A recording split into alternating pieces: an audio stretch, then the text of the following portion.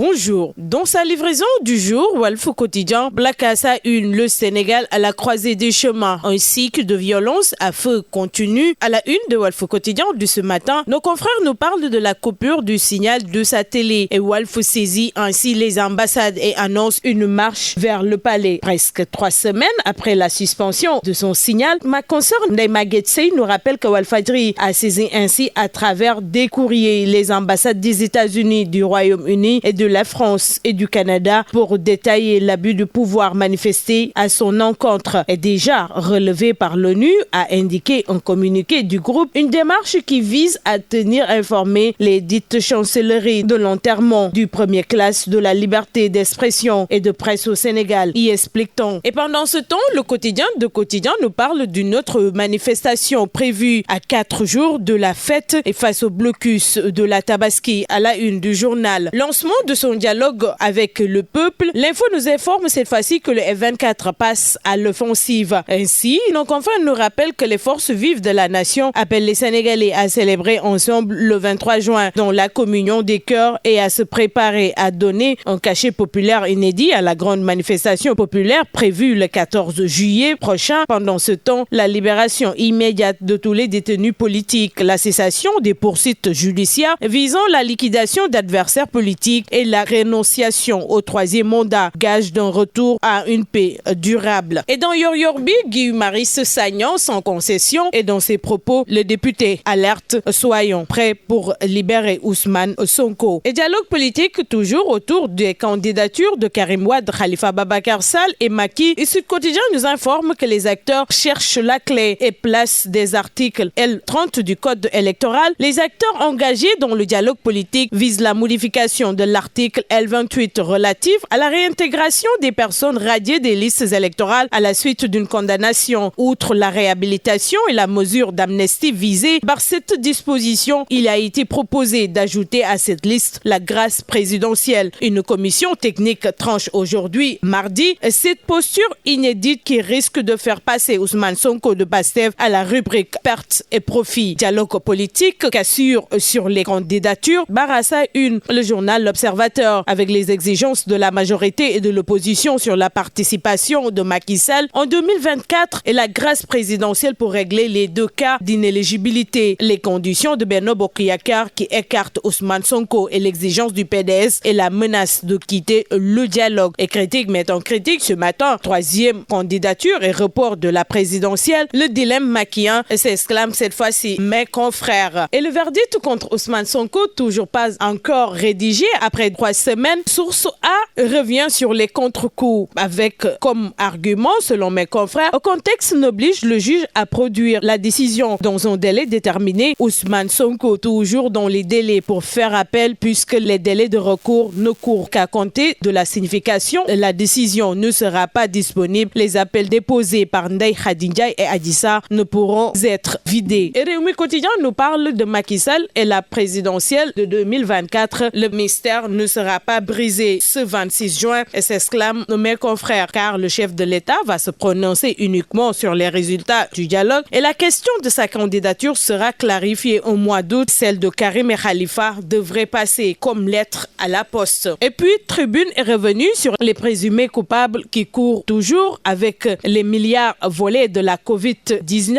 Le Corona Dealer sont-ils en train de rembourser? S'interrogent mes confrères car le procureur avait promis de sévir. Et de son côté, le Peuple Quotidien nous parle de respect des droits de l'homme. Le Haut Commissariat de l'ONU qui félicite le Sénégal. Et le quotidien, le mandat est revenu sur le général Souleymane Kandé qui monte en grade. Nommé récemment coordonnateur des opérations spéciales sport pour boucler. Amical Brésil-Sénégal à 19h. Les Lions visent l'exploit à Lisbonne, informe Stade de Le Quotidien du sport. Modulo égratigne le fils de Falaye dans son lambe de ce matin, selon lui, à la une du journal. Ama Baldé, moo gën a yomb bëreel. Bonne lecture.